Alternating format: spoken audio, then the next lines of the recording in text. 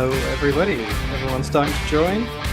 Give you a few minutes just to come in. There's some spaces at the back.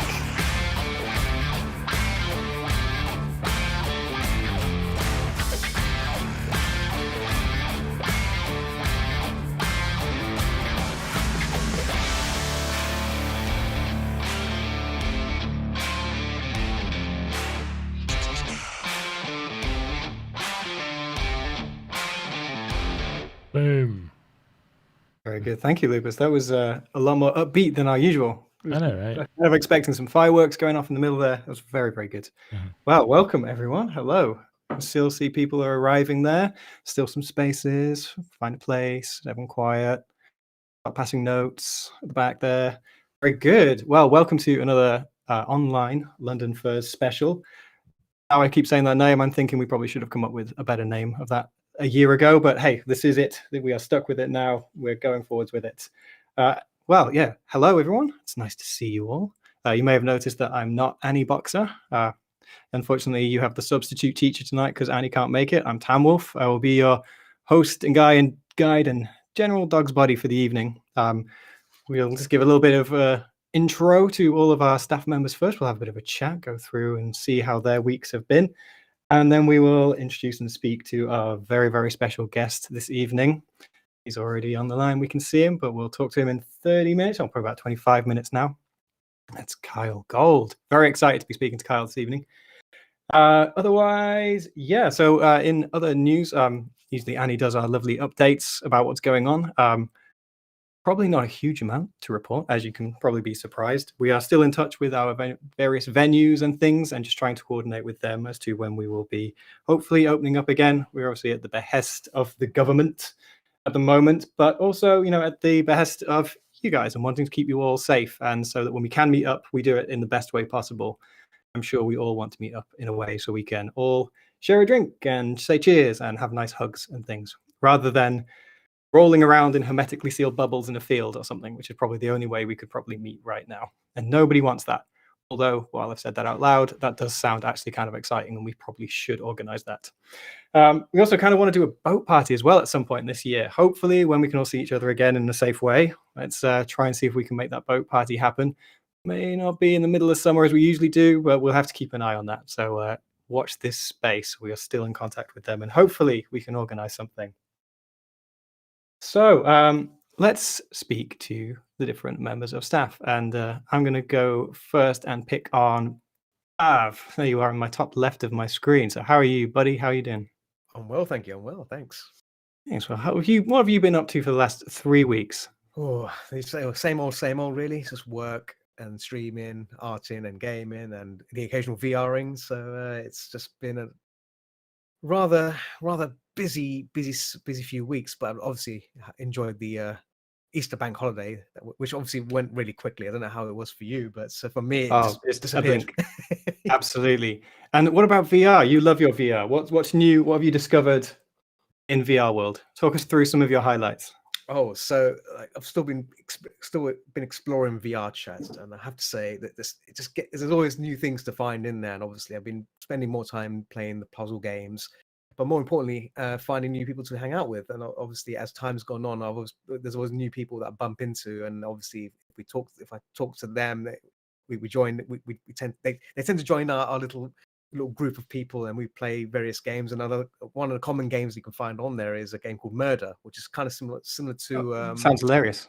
Yeah, that's basically the idea of it. The premise of the game is one person's the murderer, everyone else are innocent bystanders, and one person's a detective, and it's a case of trying to figure out who the murderer is, and whilst the murderer's objective is to kill everyone else. But it adds a bit of the fun factor is obviously trying to convince people that you're not the murderer, and obviously getting away with it. So yeah, they're relatively short games, but obviously the more you play it, it's just the fun it gets. So that sounds unbelievably dark yet hilarious. Yeah. It's a lot of hilarity, because the person you may be talking to may be innocent, but really they might be the murderer. And before you know, if you turn your back to them, just like in you end real up back life. in the lobby. You end up back in the lobby. Yeah, exactly. You end up back in the lobby and go, oh damn, all along.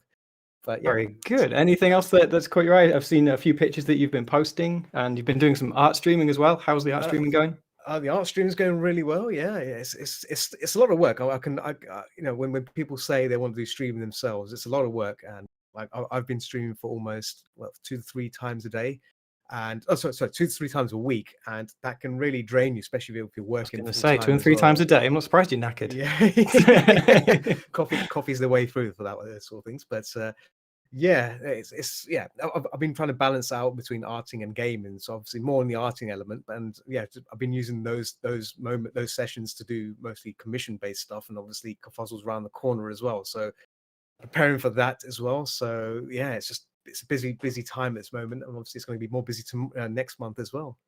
Very cool. And where can people see you streaming if they don't already follow you? Oh, well, if they want to try and follow my streams, check out Art of Zod on Twitch.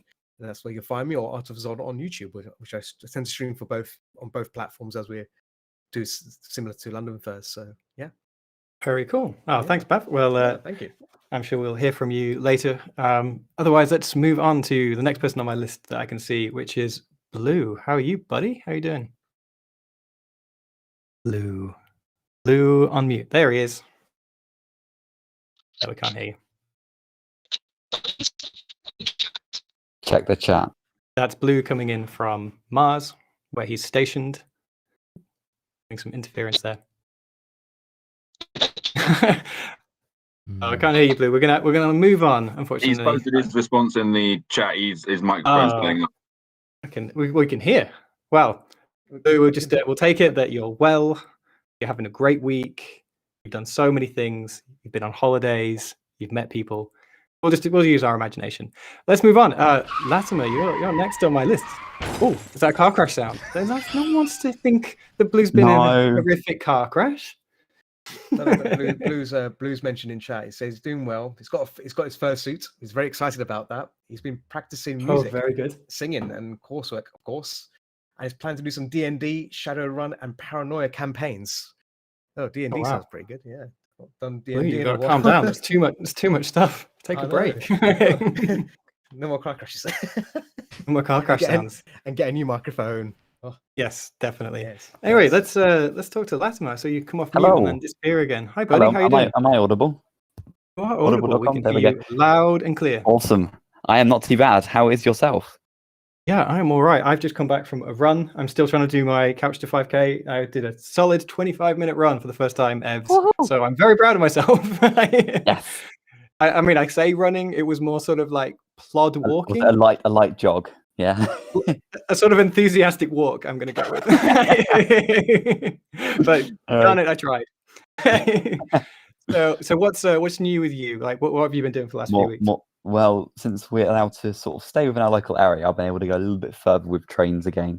So went up to North Norfolk on Thursday on one of my holiday days, and I went to Sheringham, and I just posted one of the photos in the chat now. So I had a little bit of an adventure, not too far, just a taste of adventure. A little bit sensible adventure. Well, that must have been nice, though. Even a little bit of adventure must be exciting right now. Oh, it's nice to just get out a little bit, because lockdown has, I think, it's been tough on everyone, and it's nice to be able to just a little bit. Oh, especially with these lighter evenings, slightly warmer. Yeah, I know we've kind of gone into a weird cold dip. The clock's changing and everything. Clock's changed. It's lighter in the evenings. It did get warmer, and then it's gone absolutely freezing again. But that's just second winter. Wrong day to go to the seaside, but never mind. Well, did you get the train out there, or did you drive and then just? I got the train up to Cromer and Sheringham. I had to go up there anyway, so I thought, why not both? You must have been smiling ear to ear on that train. Very happy, yes. One very happy Latimer. And you were driving like a madman to make it here, so I'm taking you didn't break too many laws to get here tonight. No, I kept the speed limit as always. Very sensible, very good. So what else has been going on with you? Anything else worthy of reporting? Mostly. Stupid, stop it with the car crash sound. No, mostly work. Just finished my apprenticeship, so we'll see what result I get on that. Whoop. Congratulations. All that's over, so. Come on, Lucas, this is where you can do a little cheering sound. Oh. You've just have your finger over the car crash button. No, we need more enthusiasm than that. That's all you're getting. Oh, well done. That's amazing news. I'm sure everyone in the chat will make up for Lupus's negativity by saying well done. Definitely well done. Cool. Well, thanks, buddy. Let's move on to the next person with an L in their name, LondonFurs. You've had your finger over the effects button all night, but now it's your turn to start talking to everyone. How have you been? Oh, it's like that, is it? You know. You know, the thing I love about you, Lupus, is that you bring such positivity and energy to this meeting. All the time, you know. When everyone else is quite down and depressed, we look to you for our enthusiasm, and you deliver every time. I am an abundance of energy and absolute joy to be around all the time. I don't know what you're trying to insinuate. I think we all know what I'm insinuating. How are things? Come on, there must be something worthy of reporting and something that's going well in your life.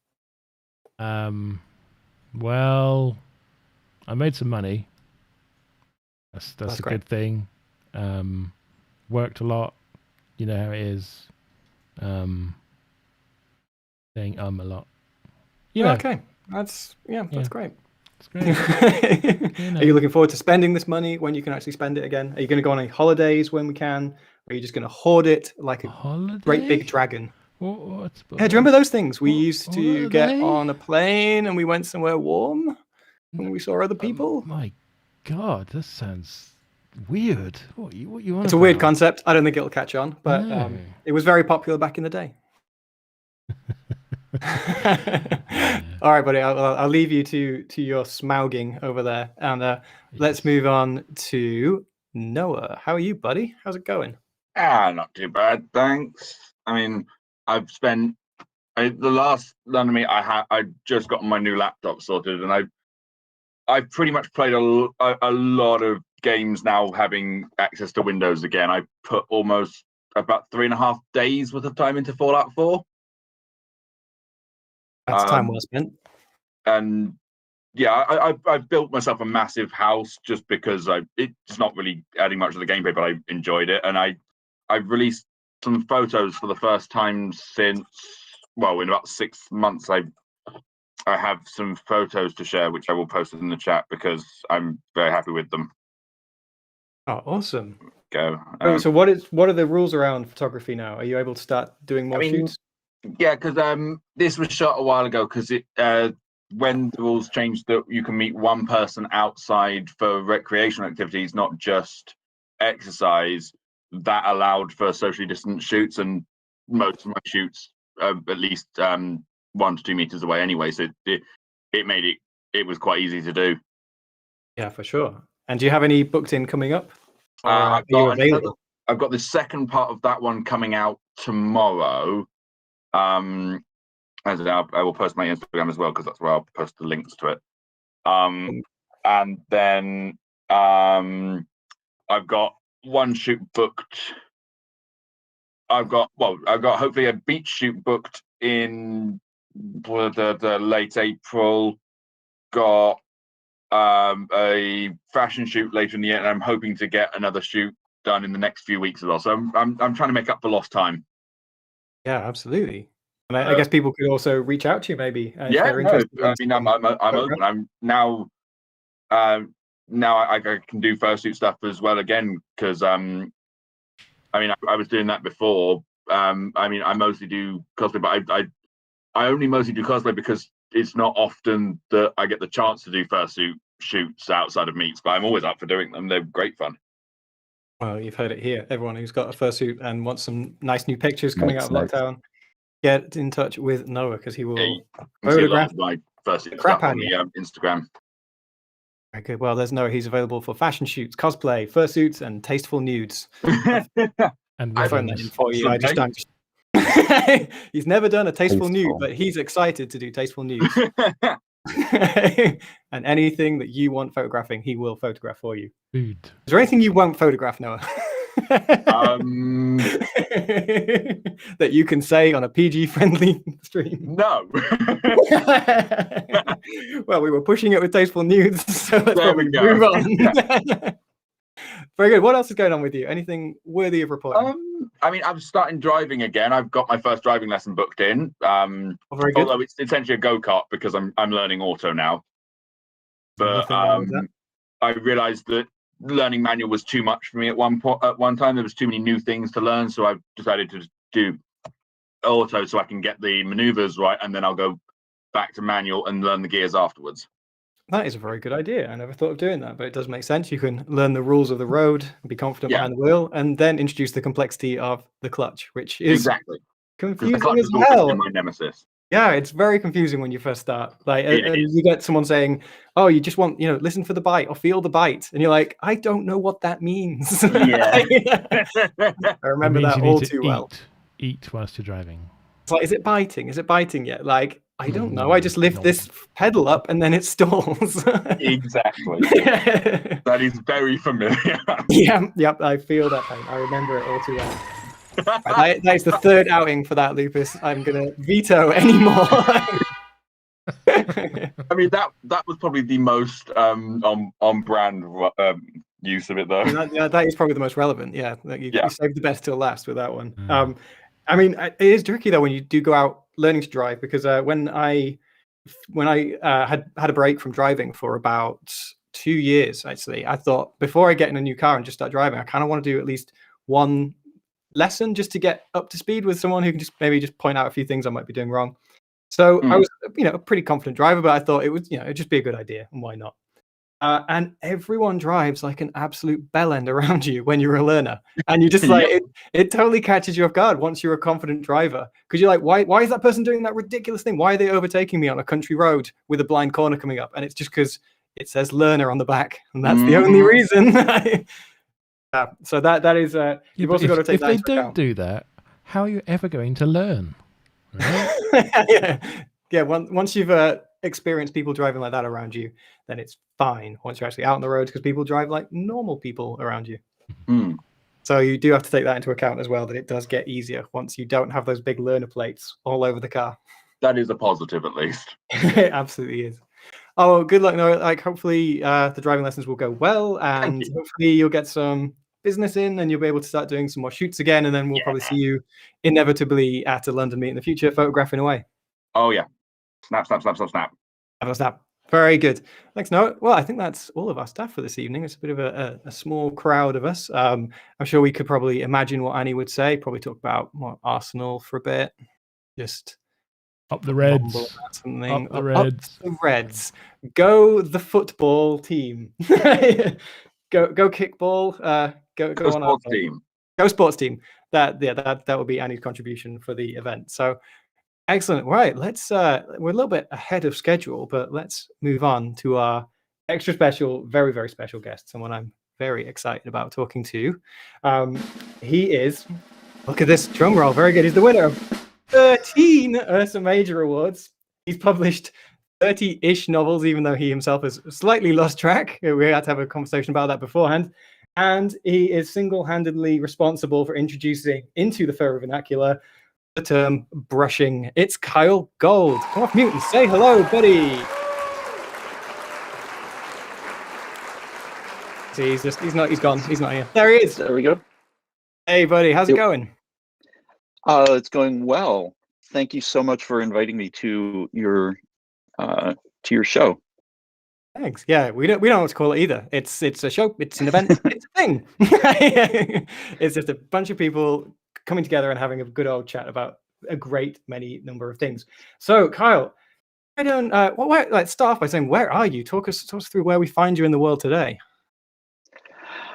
I'm sitting in my office in my home in Northern California, in the San Francisco Bay Area. Although we're actually about 40 miles south of San Francisco proper.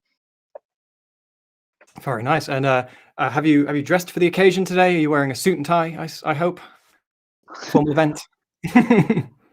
Absolutely. I'm actually wearing my T-shirt that I got from Confuzzled back in 2013, which I very much enjoyed. Oh, very good. Yeah, talk us through Confuzzled 2013. Why that one? Why is that a special time for you? It's the only one I've been to so far. I was invited over as a guest along with the artist Gab, and we just had a fantastic time. It was, I believe, the last year at the Hundley, is that right? The Hundley location before Island, moving to I think Hinckley. There it is. I know it was near Leicester, but not in Leicester because we had to connect through Leicester on the way there. Oh, beautiful Leicester. The highlight Yes. of the the English countryside. Oh well, no, we still are yet to experience the wonders of Birmingham, where it is now. It's true. I have not yet been to. Well, I've been to Birmingham, but not for Confuzzled. Oh well, you are in for a treat when you next get to Confuzzled over there. So, Carl, why don't you introduce yourself to anyone who hasn't heard of you? Why don't you give us a little bit of intro about who you are and some of the things you've done? So, okay, I'm just this fox. I started out in the furry fandom nearly 30 years ago now. I liked making up stories, and I started writing things, and then I started showing those things I wrote to other people, and then one of the people said, we should put these things on paper and give them to other people for money. And I thought that sounded like an okay idea, so we started doing that. And then other people said that they wanted to take my stories and put them on paper or electronics and give them to people for money. And about 11 years ago now, my day job said that they did not want me to work there anymore. So because I have a very supportive husband, he said, why don't you just start your writing career? And so I've been full-time writing for the last 11 years. Primarily, I write books in furry worlds. The furry fandom is my target audience. I love writing furry stories, and they love reading them, so that works out really well. I started out writing a lot of gay romance. I've since tried to expand into other flavors of queer romance and queer identity. But I get bored sticking to one thing for too long. So I've written teen gay romance. I've written sort of young adult, and I've written supernatural books and mysteries and historical fantasy and probably a couple other things that I can't call to mind right at the moment. That's a lot already. Impressive. And I'm always curious when I have a friend who is a comedian, and she's now a full-time comedian. That is what she does, and she still gets asked all the time, like, so is that's what you do now? Like, do you have that same feeling as well? Like do you still have a slight imposter syndrome that you're a writer, or are you now fully confident that, like, no, I am a writer, this is my job, this is what I do? Well, I'm aware that it's my job. I'm comfortable that it's my job. I still get imposter syndrome where I think, like, every time I put out a book, I think, oh, this will be the one where everyone kind of is like, oh, why have we been listening to this guy all these years? But I did keep in touch with a lot of my friends from the tech world after I was laid off. And even though I told them, oh, I'm writing full time, for years and years after that, I would still get, oh yeah, so you're doing the writing thing. Are you looking for another job? It's confidence building, isn't it, in your friends and family when they say that? Yeah. It's, well, I suppose at that moment you can sit back and you can look at your 13 awards and go, no, I'm good. I'm good. Well, no, that's great. And it's funny, actually, when it's a slight change of gear, but when I said to a few people that I would be speaking to you this weekend, I had a few of my friends send me some messages, and one of my best friends in the world, hi Christian, listening in, he sent me this question, which I feel is very important to start with, and it goes like this: Dear Kyell, do you know you have a fanatical fan base of early 30s men who are now all otters, who view waterways as their catcher in the rye?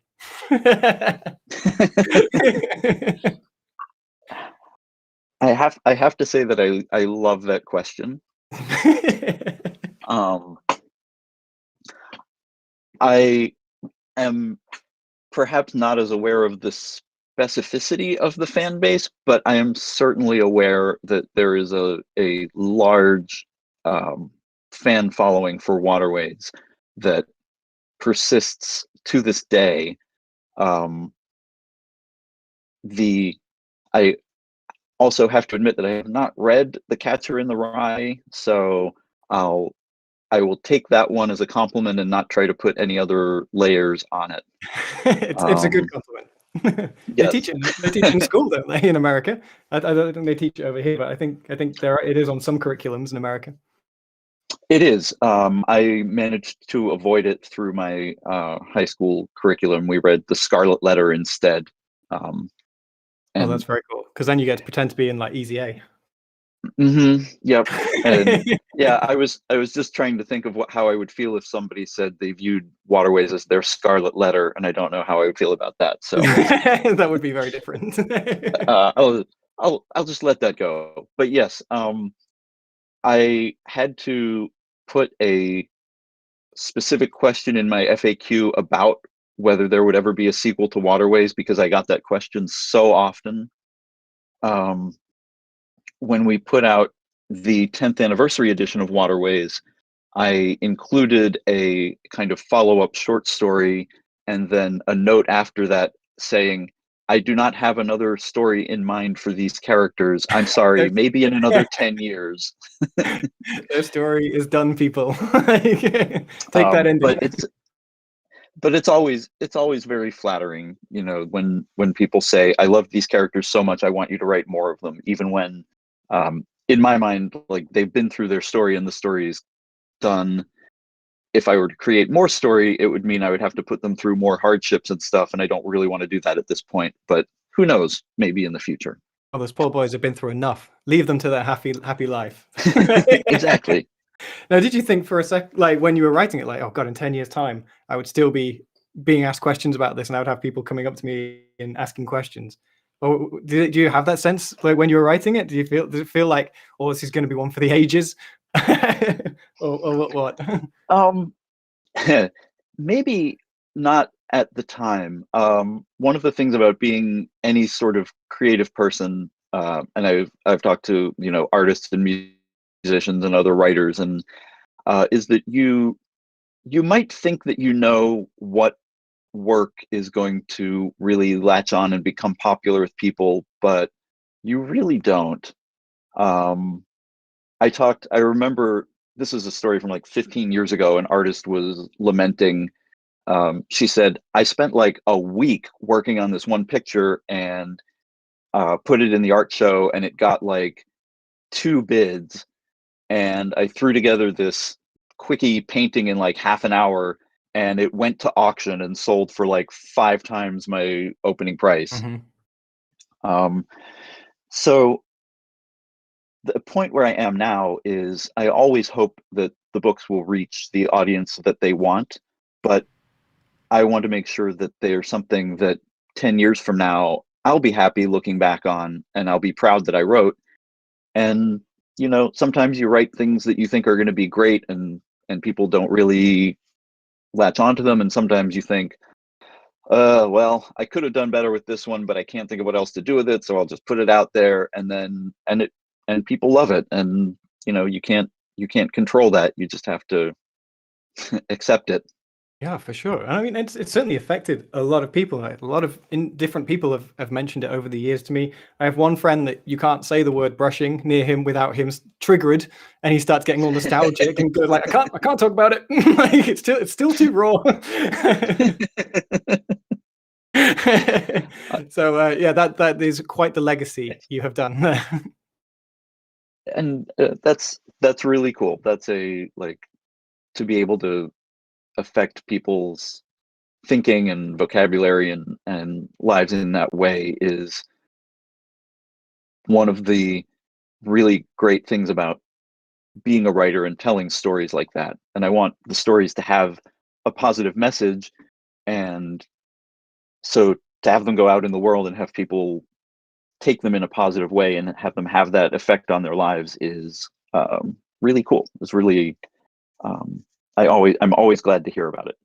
Yeah, you should absolutely be proud of yourself for that one, because I think it has not only sort of, I think it's helped a lot of people as well, which is probably the most important thing. Rather than just entertained as a story, it's probably helped a lot of Mhm. people through a very difficult time that I think we all have to go through. Or most of us have to go through, and we've probably all been there. And I think it's probably dealing with a couple of transitional times when, on the one hand, you go, why am I really interested in these anthropomorphic furry characters, and also why have I got these feelings for other guys or girls or whoever it might be. Mhm. So you sort of took both of those on at the same time. And then I also noticed, because I reread what was this week, just so it was fresh in my mind. And I stupidly, for some reason, hadn't noticed it the first time when I read it those years ago, that there's also a race element in there as well. So you thought, yeah, I'm just going to throw in a nice racial element undercurrent just to mix that in as well. So you went all in on that one. Yeah, it's furry is a neat medium for doing that sort of thing. And that's why I was really pleased to see when Disney put out Zootopia that they leaned into the whole, like, with furry species, you can explore prejudice without talking about race, because a lot of times when you talk about race, people get blinders up, and the people who need to hear messages of prejudice aren't always open to them. But if you say, hey, how is it reasonable that you just assume you know who someone is because they're a fox? People are like, then people are more open to having that discussion. Mm-hmm. Yeah, you sort of snuck it under the radar where people are having a conversation about it almost without realizing what they're talking about. Mhm. And you did it way before Zootopia. You're probably watching that in the cinema going, I've done this. I did this ages ago. Oh, well, I was a little envious of them, actually, because I'm just doing this, reading Twitter and reading forums online and talking to a few people, and they're Disney. So they were like, how can we explore the effects of prejudice on society? Let's go talk to this professor at UCLA who specializes in the effects of prejudice on society and bring her on as a consultant to our movie. And I'm like, okay, fine, great. I'm glad that you guys have those resources. Yeah. Let's go talk to the Ford Motor Company and ask how they would design cars for animals. It's handy when you've got that sort of weight, isn't it? And you can just have those conversations. Yes. Well, I mean, yeah, I mean, but I think you did it better, honestly. Anyway, and yours had far more brushing in it, so that's all good in my book. They did not have brushing, that's true. No, although I have seen some pictures of those guys, and they have definitely been up to some stuff. So That's so Yes. let's wind the clock back a little bit to when you first started getting into the furry fandom, and where did you first discover it? Back how many years ago did you say? 30 years ago? 30 years. 1991. Some of you may recall a TV animation show called Tiny Toon Adventures. If you don't remember it, then it was the one that was before Animaniacs.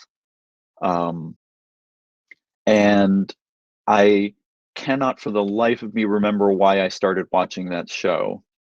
But I did, and I found a Usenet forum for it of other people who also liked that show, and were older than the presumed target audience of whatever 10 to 13. And so for a while, I was active on those forums. And then one of the people on the forum said, hey, if you like this show, you should check out this thing called Furry Muck. It's an online game where you can pretend to be an animal person. And I thought, okay, that sounds interesting. And so I joined Furry Muck, and then very quickly got swept up into this whole weird furry fandom thing. And then the rest is history. And what do you remember any of the And first the sort rest of is history. stories or comics that you first read that first? Oh wait, I could do this. I could write stories like this.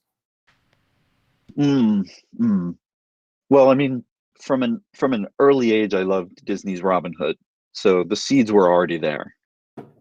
But I think at this point, I probably hadn't thought about it in quite a while. Some of the first things that were produced so like the comic Xanadu, Vicky Wyman's comic was one of the first ones. Man, Mike Cazalo was doing his Captain Jack series around that time, which was great. Gosh, what were the others? And then when I first started going to conventions, I became a fan of John Cooner's Buffalo Wings comics. The anthology comic Wildlife came out around then, and I started to pick up some fanzines that had short stories written in them. I don't recall any of the specific stories, but I did think, hey, what if I wrote some stories like this? I sent off, I have a story in one of the early issues of Yarf. And other than that, What was that? Can you remember what that story was about, that first one? it was it was a maudlin melodramatic story about that was loosely based on the Harry Chapin song Taxi, about a guy who had given up a romance a long time ago and ends up driving a cab, and the girl that he was romancing gets into the cab for a ride, and they share stories about, or they sort of lament the places that they've ended up and how it would have been better if they'd stuck together. It was something like that. Oh, sounds lovely. Very good. And then it was very maudlin. well, I mean, I think when you're a tender age, in those teenage years, most things come out a little bit probably more maudling than you would hope when you read back. They sound profound at the time, and you look back and go, not really profound so much as just a little bit maudling. Yep. Oh, very cool. Yes, Well, I mean, I'm keen with the time we have just to talk about your writing process a little bit as well, because I'm sure a lot of people are kind of interested in getting into it a little bit, from a technical side as well, and how you put stories together. And I remember hearing this interview with M. Night Shyamalan, film writer and director, and he said that he basically has all these little notebooks, and for each idea he has, he starts filling out a little notebook. And when one of those notebooks gets full, that's when he knows that it's a really strong idea, and that's when he sort of starts maybe developing that into a movie. And I was keen, you must get 101 ideas a day. How do you know which is the one, which is the idea that you want to really pursue and develop and turn maybe into a novel or a book? I'm tempted to say that, like, what M. Night Shyamalan didn't say is that the twist ending is that he throws the notebook away and writes the movie from scratch or something. Yeah, he only does it once he's got a good twist. Or the notebooks are actually written by aliens. Yeah, they're not even notebooks in the first place. Right. So I have a document where I keep novel ideas, which are generally a few sentences about, like, this would be an idea for a novel. But as I say that, I'm realizing I haven't opened that document in probably over a year. And so mostly I keep those notebooks in my head. I don't write notes down on paper, but the story ideas, when I have one, I start turning it over in my head, and I never have time to just sit down and write it right away because I'm always working on 3 or 4 other different projects. So it's always like, well, maybe this will be an interesting one to write when I'm done with editing this book and writing the first draft of this one. So if the ideas stick around through whatever point until I have time to write them, and I've been thinking about them and adding to them, then I think this might be worth spending some time on. One of the novels that I'm working on right now was something that I had the idea for.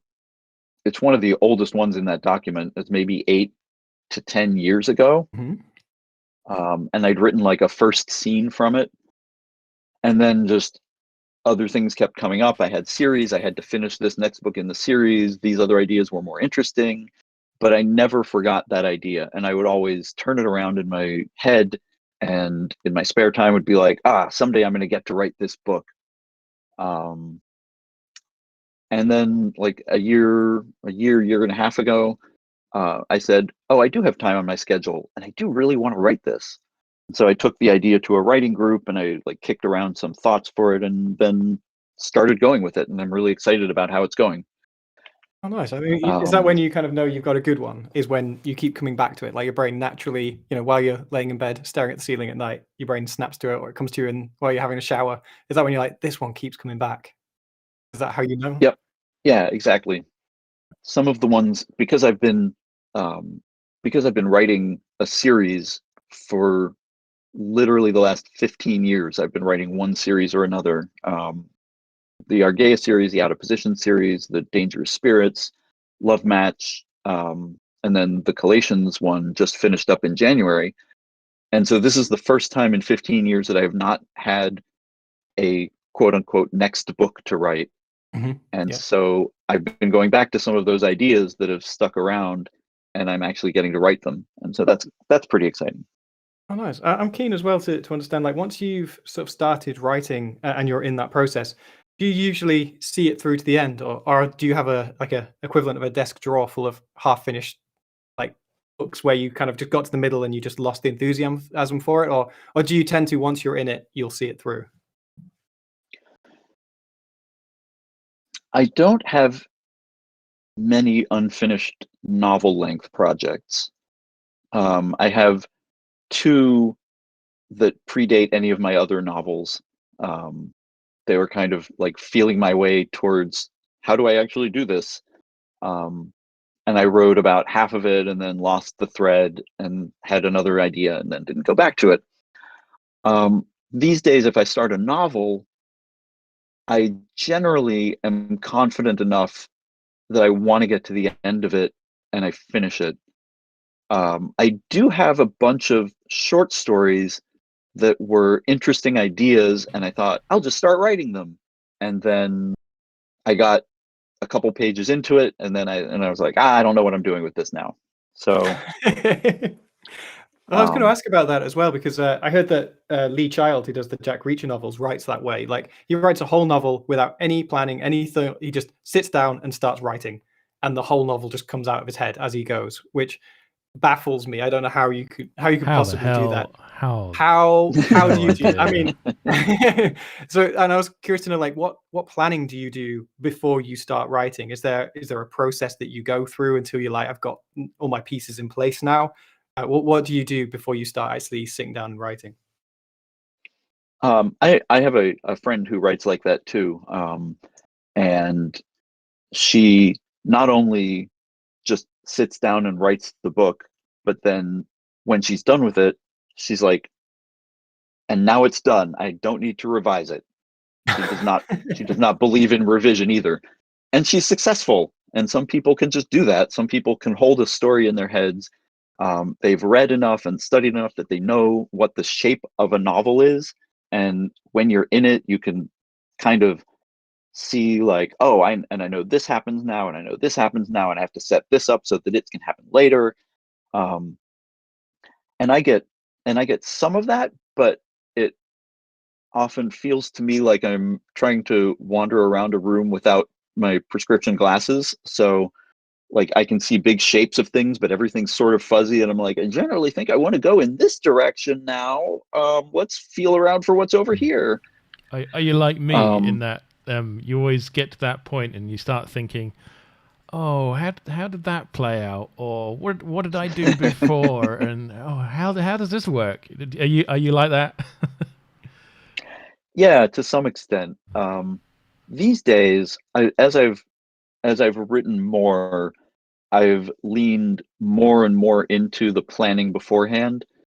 And the book that changed that for me was Green Fairy, which was to that point, and maybe still, the most complicated book I've written, because it was 3 different narratives in 2 different times, and I had to weave the story in and out so that you would learn things in one story that would then apply to the next one, and then the next one would move forward, and then you'd have to get to the right point for the previous one,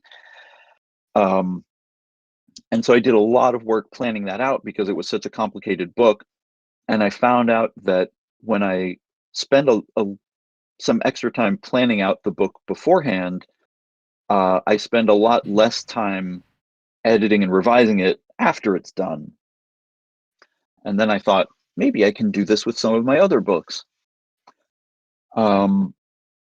For things like the Devon Lee books, I know those characters in that world so well that I can write without so much planning beforehand. Like, I know once I'm in it, I can like follow the characters, and the characters are going to do their thing, and the story is going to go this direction, or maybe it's going to go this direction or whatever, but it's fine. But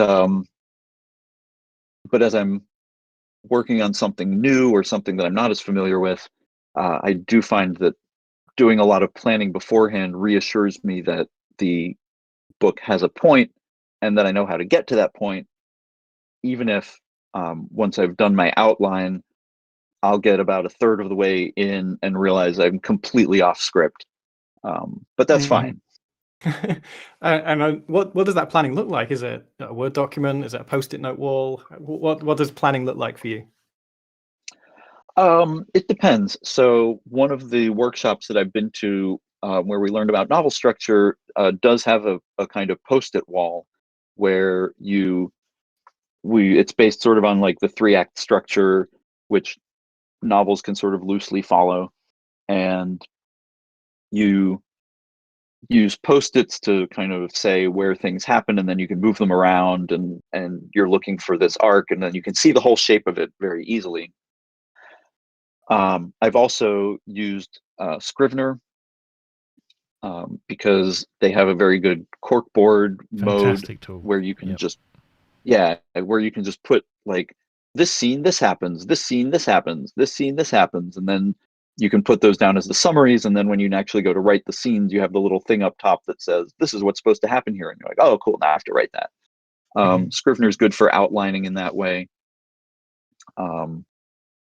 So it's usually one of those 2 methods. Okay. And I was wondering as well, do you think there can sometimes be a risk of getting stuck in planning, and just and overthinking it and never actually getting to the writing bit? Because I'm sure you've had people in the past tell you, like, I've got an idea for a story, and then they tell you all the ins and outs and everything that they've all figured out, and you go, great, how much have you written? And they go, I haven't written anything yet. Yep, that is familiar. There's definitely a risk to that. It's not something that I've run into because I enjoy the writing process so much that I usually have the opposite problem where I don't plan enough, and then I'm like, I just want to get down and start like writing these scenes. These scenes all feel cool. I want to write them. But I know that for some people, they feel, and I think it's kind of a lack of confidence in the writing, where they think, oh, I need to make sure I have this all nailed down. Like, every aspect of this story has to be ironclad before I can start writing it. Otherwise, it's a waste of my time. And I think, like, one of the most important lessons that I learned as a writer, and that I try to pass on, is that your first draft is not important. I mean, it's important. It's important to get the words down, but it's not going to be perfect. Your first draft can absolutely be terrible, but it's important for you to get it so that you can work with it and see the book kind of all laid out before you, and then you can go into the revision process.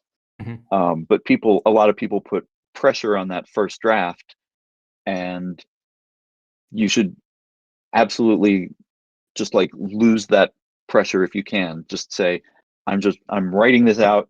This is not the draft I'm going to show anyone. This is just for me to get the story down.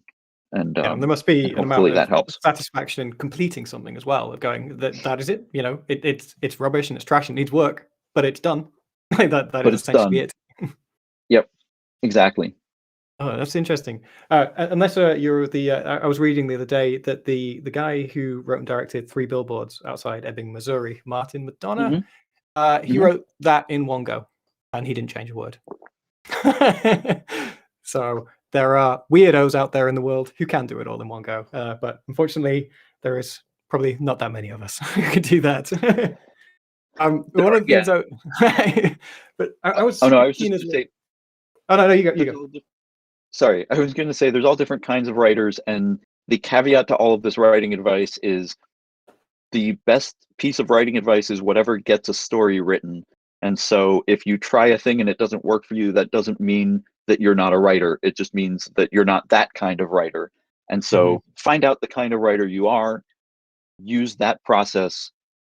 Your process is not going to be the same as my process, which is not going to be the same as Martin McDonough's process, which is not going to be the same as Lee Child's process. And like, don't get discouraged because someone says, well, you absolutely have to outline your novel before you start, and you get frustrated with your outline and you never start your novel. If you just want to dive in, then just dive in, get it done. For sure. And people like Mark Madonna, if they're in their 50s and they've written however excellent number of plays and stuff, they can do that because they have built up that skill set. I'm sure it wasn't the first time he ever wrote anything. He didn't just sit down and smash out 3 Billboards Outside Ebbing, Missouri on a first go. Maybe he did. Right, maybe right. he is that guy. The only way you're going to get good at writing is writing, basically. Exactly. It's a Exactly. verb. You got to do it to be a writer. And one of the things I'm always interested in is getting characters right in the planning stage as well, because when characters are done well in a novel, everyone balances each other out. You can see why someone has a certain type of personality. You don't get 2 people who are essentially just the same person, because that's a bit boring. Do you do a lot of planning of characters beforehand as well, so that you get that right, that balance, so you know who they are before you even start writing? I will admit that character is an area where I go by feel and instinct.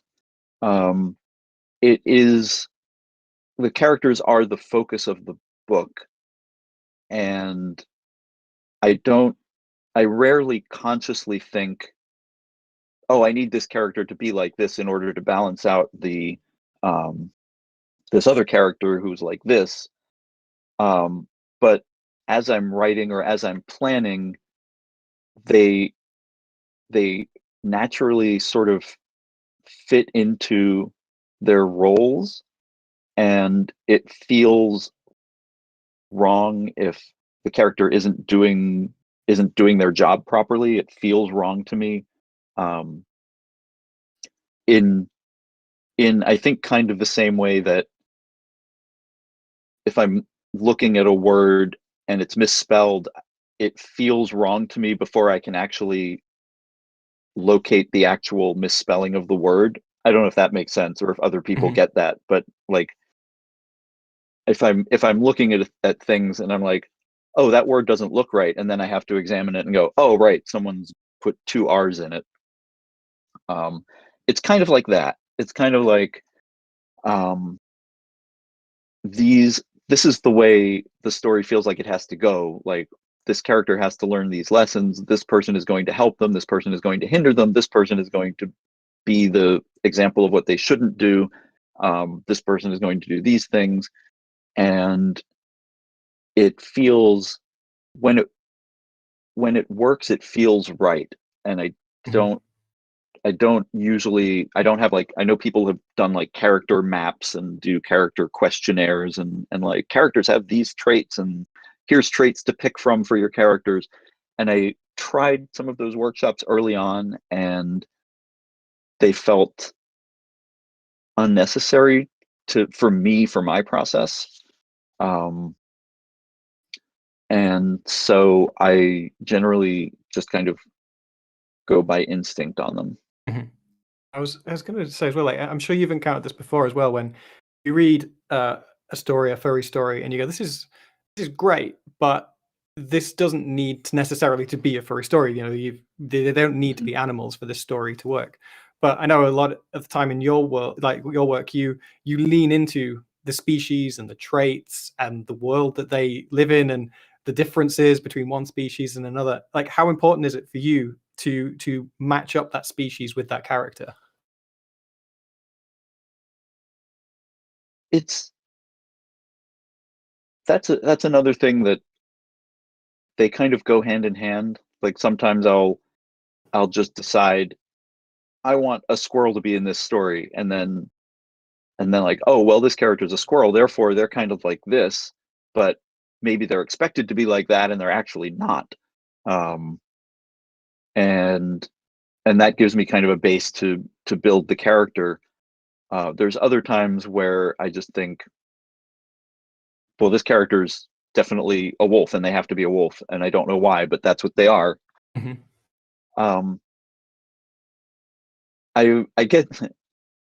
get the question, I think less now than when I was first starting out in furry writing, but that's one of the questions that we used to get all the time early on, is people like, how do you make your characters, how do you make your world and your story so that your characters have to be furry? How do you justify making them furry? and I think the place where I am now, and I think a lot of the fandom is now, is however furry you want your characters to be and you want your world to be, go for it. There are people who lean into it harder than I do, who have the whole like, well, foxes all live underground and they have and they go into heat, and wolves live in packs, and and whatever else. Like they pull all of these animal traits into their characters, and that's great. That's something I don't personally need to go quite that far. I like to have touches that remind you that it's a furry world. I like to imagine how the world would have to be different if furries were in it, because that makes it feel that makes the furries and the world feel more real to me. But I put in exactly as much work as I need to make it feel real to me to get to that point. And some people do less work and some people do more work, and whatever you like, there's that kind of story out there for you. Some people are like, it's enough for people just to say, oh, Joe was a wolf, and now he goes off and has his story that doesn't have anything else to do with it, but in their mind they know he's a wolf, and that's enough. Yeah, it's kind of like, it doesn't really matter, because the entire you're supposed to be telling the story, and how that story is told through whatever medium, it should really play too much to that. So I guess if choosing characters and how to represent those characters, would you say that if the story could be told as a human, does that qualify as good enough? And just the fact that it is in a furry universe is just part of the style, would you say? I mean, if you reduce them down enough, any story could be told with any set of characters. I had a fan make a short film based on waterways, but with human actors, because he wasn't an animator and didn't have a huge CG budget. But he used some animal iconography, like the guy who played Corey had like an otter necklace or a seashell necklace or something that indicated that. So to say, oh, a story could be told with humans, you could also pick up any human story and say, well, this could be told with furries. And we've done that. We've made furry adaptations or we've imagined furry adaptations of human stories. Like, people love to do like the movie posters of, furry versions of Pulp Fiction and furry versions of, Harry Potter and Lord of the Rings and whatnot. So I try not to get too caught up in like, oh, could this be told with humans, or could this be told with, does it have to be told with furries? Because if that's the way you want to tell it, then it has to be told with furries. I mean, I'm quite looking forward to Lord of the Ring Tales and Harry Potter. All right, and I feel remiss that we can't. We have to ask you a question that Annie, our chairman, and who usually does these interviews with us, raised last week, and it was frankly the stupidest question I've ever heard in an interview. So I feel like I have to ask it. Now he asked because we were talking to Ryan What's the Campbell. best football team? No? No, we know the answer to that. So we were talking to Ryan, and now a logical, normal question that a normal person would ask would be: have you ever met someone that you've then put into your novel, i.e., they've inspired you with their character trait, and you've thought, "I'm going to put you in a story"? No. That is not the question that he asked. He asked, have you ever met someone that seems like they've come from one of your novels, as if they've stepped right out of the novel? Has that ever happened to you, Kyell? Wow. Does it count to have someone come up to me at a convention cosplaying one of my characters? I think that almost does, yes. because that's happened. Wow, that must be surreal. I've definitely, so like, especially with the romance stuff, I've had people tell me their like relationship origin stories, and a lot of times those feel like I could have written that story. Mm-hmm. We're taking notes because it's a super cute romantic story, and I would be happy to have written that. So in that sense, yes. To kind of flip it around, I would hope that the stories I'm writing are, if not universally relatable, at least largely relatable to the extent that anyone could be in one of those stories. And I would actually hope that, given that I try to give most of my stories a positive spin, I would hope that many people I meet might come out of one of my stories, because that would mean that they had a very nice romance in their past.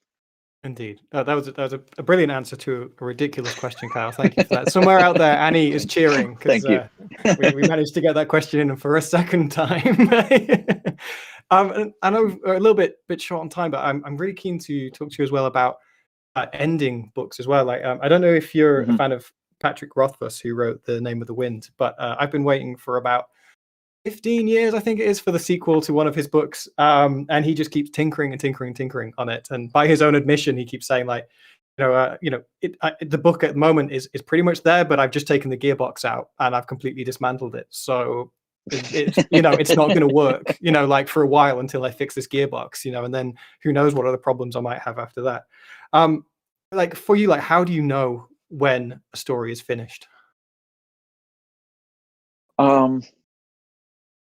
So it's finished when I can't think of anything else that needs to be done to it, which is not the same as saying that there is nothing else that needs to be done to it or with it.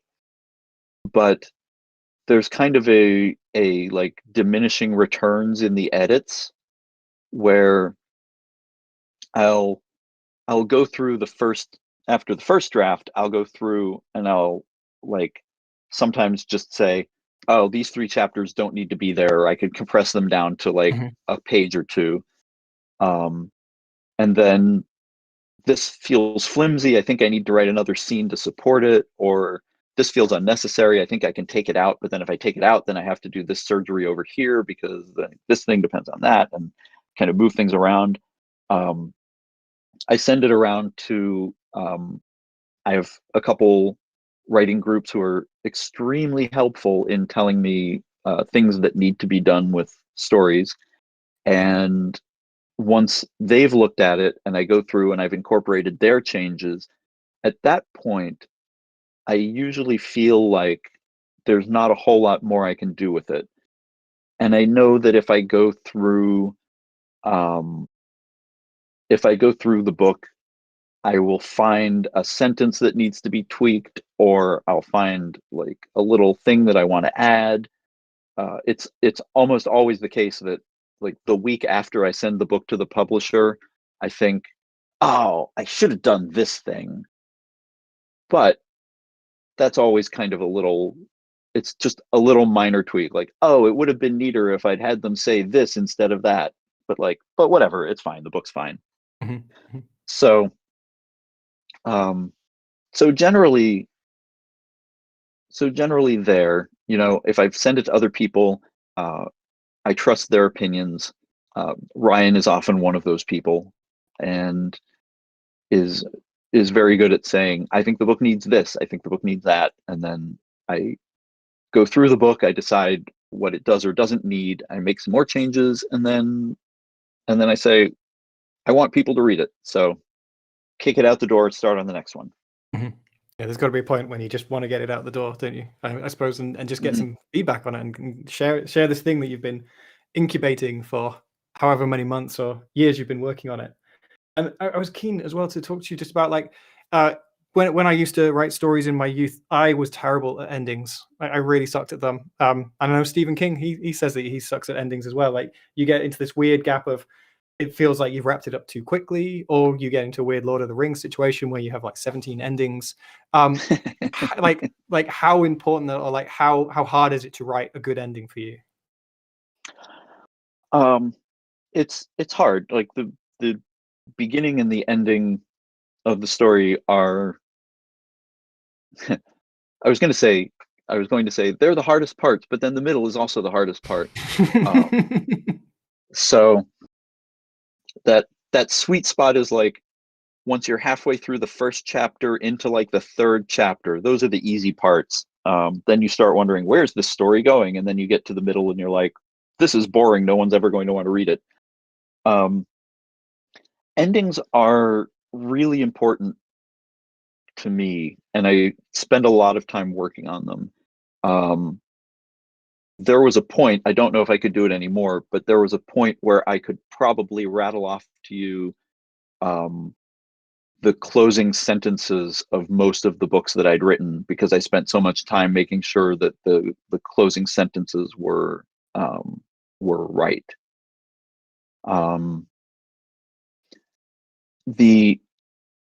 The smartest thing anyone ever said to me about endings came from my screenwriting teacher, who said, if you have a problem in the third act of your movie, it's because you have a problem in the first act. Mm-hmm. And for me, an ending needs to wrap up the story in a way that's been set up since the beginning. I like to use parallelism, so that like the one of the famous examples is the that Edward Gorey book. I should have made sure I knew the title before I started trying to use it as an example, but it starts with the snow had fallen, and then it ends with it was just beginning to snow. Watership Down is another really good example of that. It starts, the first line of Watership Down is the primroses were over, and the last line is the first primroses were beginning to bloom. Mm-hmm. So like that kind of imagery, but in a larger sense, the reader should be left with the feeling that a journey has been completed. And in order to know that a journey's been completed, you have to have a sense at the beginning of the journey where you wanted to get to. And even if you don't get to that place, you should know that you've gotten to the place you needed to. So, so that's what I think about when I work on endings to my books. And I was curious as well about having loose ends and not feeling always that you have to tie up every loose end. Like, there's always a kind of a feeling like if you whatever you've set up in that first act, you're going to have to resolve it in the third act. You know, the Chekhov's gun. You know, I'm got that gun that appeared in the first act is going to have to be used in the third act, or whatever it might be. But there's got to be times where you're like, no, that just isn't resolved. You know, like that's just a loose end. I'm not going to wrap everything up perfectly. You know, the core story's wrapped up, but yeah, no, we don't find out what happens to that person. You know, how do you do you have to kind of fight a little bit with those? Sometimes there's definitely a need or a want to know the answers to everything. I had someone ask me about, it was about The Time He Desires. Because most of the time when that happens, it's one of the side plots. It's the side characters who have their story, because you want to give the main character at least some resolution. And someone asked me about The Time He Desires, about kind of the side story with the couple, and was like, hey, so like, what do you think happened to them? And I was like, I don't know. Like, I haven't thought about it. All I know is what happened to them in the story. I don't have, and I realized, like, it's my world. I could just say this is what happens to them, but I didn't. I don't have those answers. So sometimes you don't get all the answers, and then sometimes like they become their own spin-off book. Yeah, and sometimes I guess you end with it's the right ending, but it might not be the ending you want, which is always a difficult type of ending. You know, like Casablanca, like that's not the ending you want, but it's a good ending. You know, that must always be a Right. challenge. You know, if you did that to a test audience, they'd all be like, I don't like it. They don't get together at the end, and you're like, well, no, but that's the ending. Like it's good. And Casablanca is a good example because it's also it also leaves a lot of things up in the air. Like what happens to Rick? Like what's going to happen to him going forward? We don't know. But that's not the point. The point of the movie is that he reached a point in his character where he was able to make the right decision.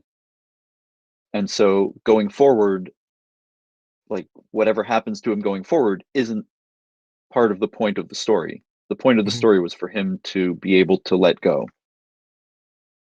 Yeah, and that was the right ending for that story, even if it Yeah. is frustrating. And the reason you are frustrated is because you're invested and you care, and it's not a bad ending. It's a good ending. It's just frustrating in the way that life can be frustrating. And also, that ending was not written until like a week before it was filmed, or something like Wow. that. They made movies very quickly in those days, and they did not have an ending when they started filming it, and so they were they were still kicking around ideas. But yeah, they wrote that one during filming. I don't remember exactly at what point, but I know I'd read somewhere that they hadn't written that ending when they started the filming. I see. Now I've got these images of golden age Hollywood with 12 guys in the room smoking, tapping away on typewriters, and then someone running down to the set with some fresh pages. We've got it. Probably. Probably was, yeah. Yeah. I've only got you for a couple more minutes, so I was just gonna kind of do a little wrap up question just at the end, just say like, what parts of writing do you hate, and what do you love? Like let's end on love, but like what bits do you really hate? What would you struggle with, and then what bits do you love?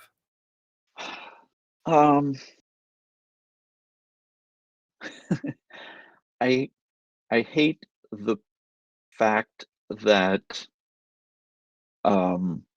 this is going to end up being more a comment on society and capitalism and stuff.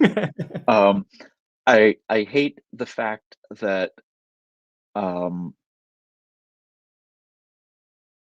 that I have to sell a certain number of books in order to be able to continue to write them full time, if that makes sense. Damn you, I don't like capitalism. having to. Yeah, I don't. I'm like, why is art tied to capitalism? Why can't, if you want to write stories, just write stories?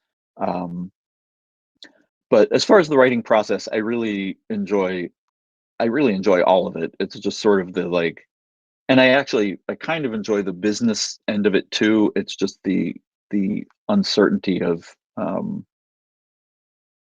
it's always in the back of my mind because I have favorite authors, and I'm like, oh, they were really popular up until this book, and then they started going downhill again, and like, oh, when do I start going downhill? But the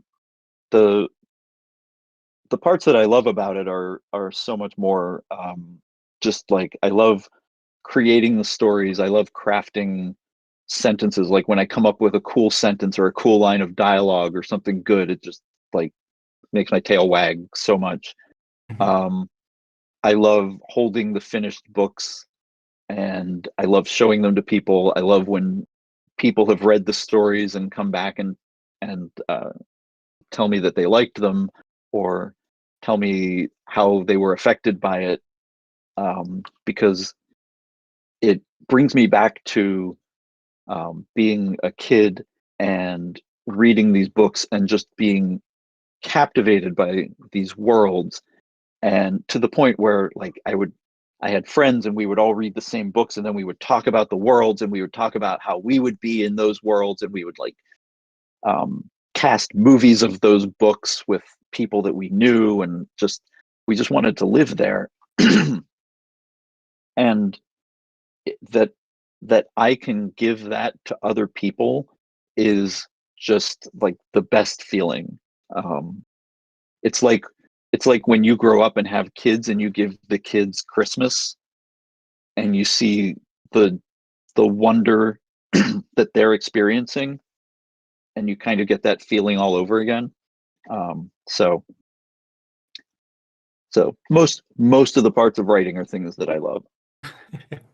Oh, well, that's a lovely note to end on. Kyell, it's been an absolute pleasure having you on. Thank you so much for your time and talking to us and sharing some of your advice. I'm sure there are probably so many people out there listening in that you've really inspired them to go out and start writing their own novels and stories and getting past any hurdles that they might be stuck on. And just hearing from you that, sometimes it sucks and sometimes it's a struggle.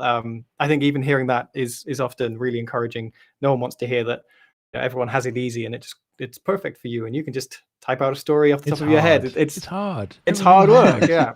And it's great hearing, from people like yourself that it is hard work, and it can be a struggle at times. I thank you so much for having me on. This was fun. I loved all the questions, and I do hope that we have encouraged people to go write their stories, because the furry fandom needs more stories. The more we write, the more we can send out to other people and show them what a cool little community we have here. Absolutely, 100%. Well, again, thank you very much, LondonFurs. Let's have a round of applause or some sort of sound effect if you can find it. There we go. Look at that, beautiful. I'm sure everyone was applauding at home as well. I like to imagine that they are as well. For everyone listening in, we will probably now be opening various games rooms and little voice channels, so please feel free to jump into those and start having a chat and catching up, and enjoy the rest of your evening. So until then, we will see you in 3 weeks' time. Have a great rest of your weekend, and we will see you then. Goodbye, everyone. Bye. Bye-bye.